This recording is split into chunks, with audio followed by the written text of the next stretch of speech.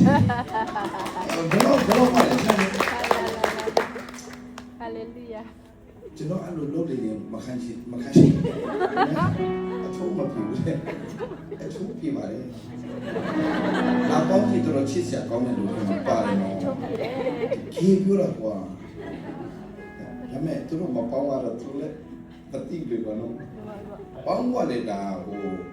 လောကောင်လေးစပီးဘူအဟောင်းနေစပီးအတင်းနဲ့တော့ညီတော့မတော့စားတော့ကောမစားတော့ကျွန်တော်ပြောချင်တယ်ဆိုရင်ဒီမှာ online ခွဲရှေ့ဆော့စား sorry ငါမင်းခွဲစားထို့တော့ယုံကြည်စိတ်ရှိပြီးဖြစ်ပါပြီလေငါဒီ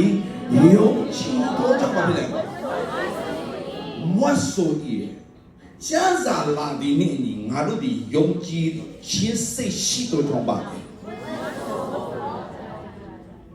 ဒါဆိုရင်ဆက်ပြောမယ်မာကုခန်းကြီး9နဲ့25မှာရှိတဲ့အကြောင်းအရာလေးအားလုံးသိတယ်ဒီခွဲတွေကအားလုံး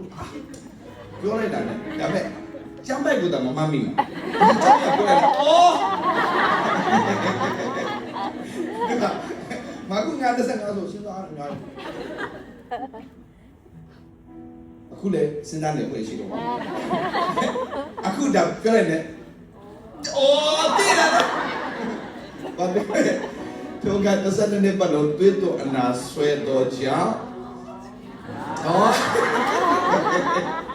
မြတ်စွာသောစေတမတို့လည်းနဲ့အလောခံရ၍ဥစ္စာရှိတဲ့ညကုန်တော်လဲမရသည်တော့ကအနာတိုးသောမိမတယောက်ဒီဘာလဲကွယ်ဘာတတိကိုကြားလာလေလို့ဒါအရေးကြီးတယ်ယေရှုရဲ့ဘာတတိကိုကြားလာလေယေရှုအမှုတော်မစခင်မှာယေရှုဘာပြောလဲ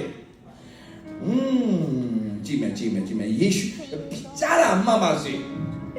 ကြားလာမှပါစေပြောပေးနာရှင်းဖွဲ့ကြားလာမှပါစေဘာသာရေးတရားတော့ကြားရင်တော့တင်အမှပို့ဆိုးမယ်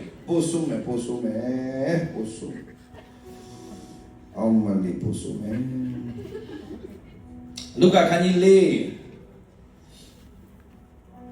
အငယ်16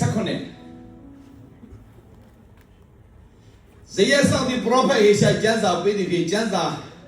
ဖွင့်တော်မူတဲ့တွေ့သောအချက်စကားဟိုမူကဒီကျမ်းစာကိုဘယ်သူဖတ်လဲယေရှုဖတ်တယ်မကြည့်ဒီကျမ်းစာ